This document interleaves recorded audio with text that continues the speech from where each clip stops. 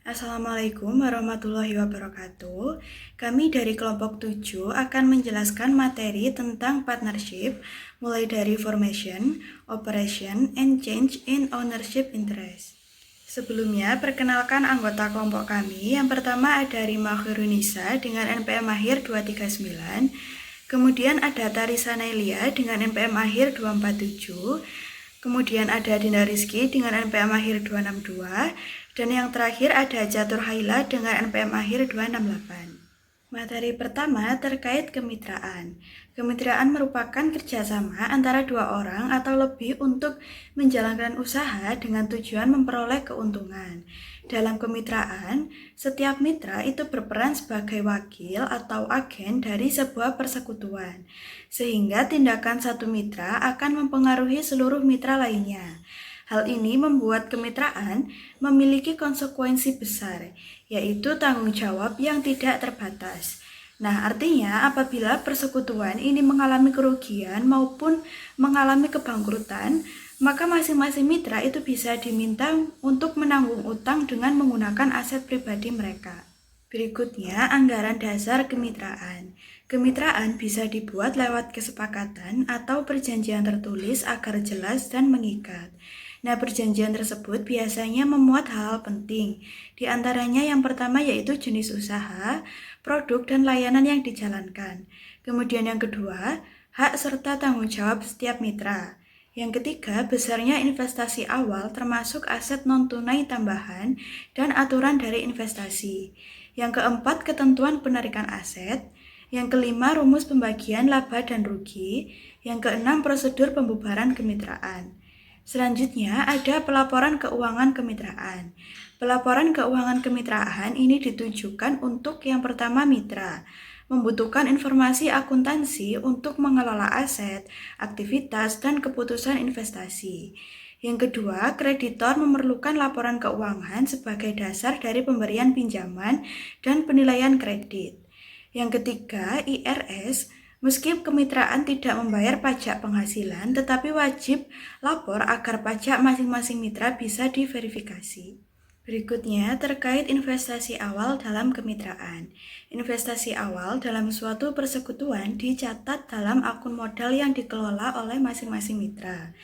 Jika Ash dan Beck masing-masing menginvestasikan uang tunai sebesar 20.000 US dollar dalam persekutuan baru, mereka akan mencatat investasi tersebut sebagai berikut, yakni cash pada Ash Capital 20.000 dan cash pada Beck Capital 20.000. Selanjutnya ada investasi non-cash. Ketika properti selain kas diinvestasikan dalam suatu persekutuan, maka properti non-kas tersebut akan dicatat sebesar nilai wajar properti pada saat diinvestasikan. Bisa dilihat dalam contoh berikut, itu pencatatannya land 10.000, building 40.000 pada call capital 50.000 dan juga cash 7.000, inventory 35.000 pada crow capital 42.000. Ini semua adalah sesuai dengan nilai wajarnya. Selanjutnya, goodwill atas investasi awal.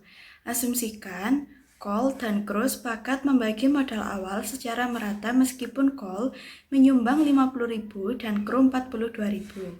Kesepakatan ini menunjukkan Crow juga menyumbang aset tidak teridentifikasi, misalnya keahlian, klien, maupun relasi.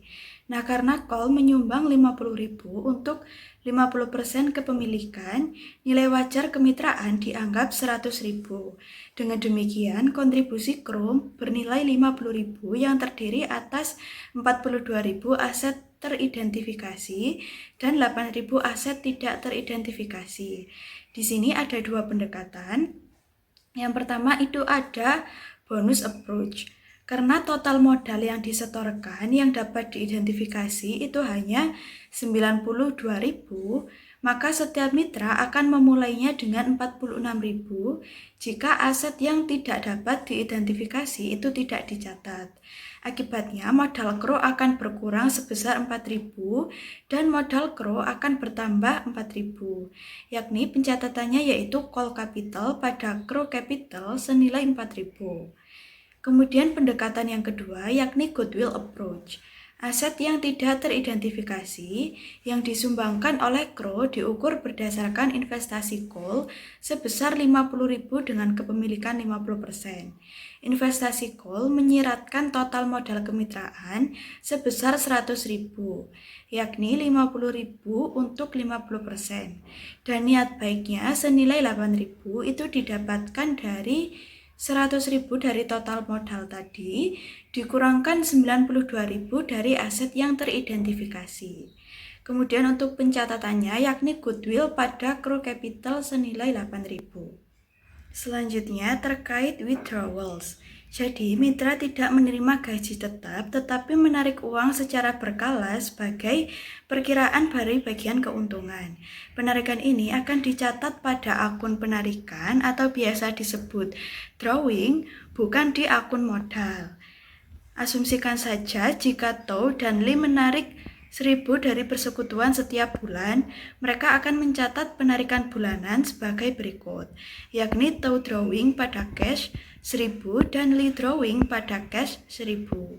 Nah, jika Tau menarik 1.000 setiap bulan selama setahun, saldo rekening penarikannya pada akhir tahun adalah 12.000 dan rekening penarikannya ditutup dengan entry sebagai berikut, yakni Tau Capital pada Tau drawing senilai 12.000. Selanjutnya ada konsep dasar admission of a new partner. Admission of a new partner ini adalah proses masuknya anggota baru dalam suatu partnership yang secara otomatis mengubah struktur ekuitas perusahaan. Partner baru biasanya ditambahkan karena adanya kebutuhan modal, keahlian khusus yang dibawa, ataupun untuk memperluas jaringan bisnis. Masuknya partner baru menuntut adanya pembaruan partnership agreement. Perjanjian yang diperbarui akan memuat kembali hak kewajiban serta ketentuan pembagian laba antar partner sehingga posisi semua pihak menjadi jelas dan kemudian ada metode akuntansi admission. Terdapat dua metode dalam pencatatan masuknya partner baru. Pertama adalah bonus method yang digunakan ketika jumlah modal yang disetor tidak sesuai dengan porsi modal yang disepakati. Selisih tersebut diperlakukan sebagai bonus baik kepada partner lama maupun partner baru tanpa mengubah total modal partnership. Kedua adalah goodwill method yang dipakai apabila kontribusi partner baru menunjukkan bahwa nilai perusahaan lebih tinggi daripada nilai buku. Dalam hal ini, goodwill diakui sebagai aset tidak berwujud dan dialokasikan kepada partner lama sesuai rasio laba. Perbedaan utama kedua metode ini terletak pada pengaruhnya terhadap total metode partnership. Yang terakhir adalah implikasi dan contoh praktis. Pemilihan metode akuntansi admission memiliki implikasi penting. Bonus method tidak menambah total modal partnership, melainkan hanya mengubah distribusi modal antar partner. Sebaliknya, goodwill method itu menambah total modal karena adanya pengakuan goodwill. Sebagai contoh, apabila partner baru menyetor modal yang lebih besar dibandingkan porsi yang disepakati, maka selisih tersebut itu dapat diperlakukan sebagai goodwill yang meningkatkan total modal atau sebagai bonus yang dialokasikan kepada partner lama. Dengan demikian, metode yang dipilih akan memengaruhi struktur modal serta gambaran keuangan partnership. Selanjutnya, the purchase of an interest from a saving partner. Yang pertama adalah revaluation goodwill approach. Nah, dalam pendekatan ini, aset mitra itu dinilai kembali agar sesuai dengan nilai pasar sekarang. Jadi misalnya ada aset tanah atau bangunan, nilainya itu kan sudah naik, maka kita akan memperbarui catatannya. Nah, kemudian selisih dari kenaikan ini dicatat sebagai goodwill. Nah, goodwill ini kemudian dianggap sebagai nilai tambahan yang diberikan kepada mitra lama. Tujuannya supaya mitra lama itu tetap mendapat apresiasi atas kontribusi awal mereka ketika nilai aset meningkat. Kemudian ada non-revaluation bonus approach. Nah, berbeda dengan metode goodwill tadi, jika bonus approach aset itu tidak dinilai kembali. Artinya, nilai asetnya itu tetap dengan sesuai catatan buku. Namun, jika harga beli kepemilikan berbeda dengan nilai bukunya, maka selisihnya itu dianggap sebagai bonus. Nah, bonus ini bisa diberikan kepada mitra lama bila mitra barunya itu membayar lebih mahal. Atau bisa juga kebalikannya, bila mitra barunya itu membayar lebih rendah dari modal yang seharusnya, maka bisa menjadi keuntungan untuk mitra baru. Lanjut pada investing in an existing partnership. Yang pertama ada partnership investment at book value. Nah, pendekatan pertama dalam investasi ke partnership yang sudah ada adalah dengan book value. Artinya, mitra baru itu masuk dengan menyetor modal sesuai nilai buku yang ada di laporan keuangan. Tidak ada revaluasi aset dan tidak ada pencatatan goodwill. Nah, cara ini dianggap paling sederhana karena tidak menambah atau mengurangi nilai aset kemitraan yang sudah ada. Kemudian ada partnership asset revalued atau goodwill to all partners. Nah, dalam metode ini, aset partnership dinilai kembali. Jika nilainya naik, selisih tersebut dianggap goodwill yang diberikan kepada mitra lama. Nah, hal ini dilakukan untuk memberikan keadilan kepada para mitra lama karena mereka lah yang sudah lebih dulu menanggung resiko dan juga berkontribusi sejak awal.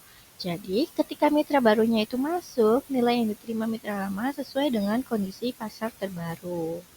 Kemudian ada partnership asset non-revalued atau bonus to old partners. Nah, metode ini asetnya itu tidak dinilai ulang, tetapi sesuai dengan catatan lama.